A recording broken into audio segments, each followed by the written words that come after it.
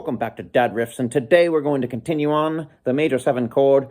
You have almost an octave, which is a major 7. Find that octave and then just make it slightly less. That will always give you a major 7 quality. Now, when you do this chord that you learned last week, where you do the minor chord, put your pointer finger there, you're skipping over the A string.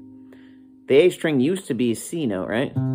So if you were to do that note, it's still a major 7. See, that would be major, right?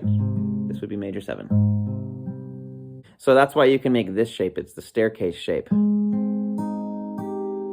Because there's that note we were doing earlier. All right, so another way to find this major 7 chord is a typical major bar chord. Like this is E, right? You know that one. I moved my middle finger. It's not like I play the chord like this. I'm just showing you. I don't want my middle finger to block the view. So what you do is, out of these 3 notes here, you drop the middle one down because that would be the octave of the root note. And so now it'd sound like this. Ooh. And since we're in E, you can include the top and bottom strings and make it sound really cool. All right, so I'm going to review real quick the 3 shapes that you just learned for the major 7 chord.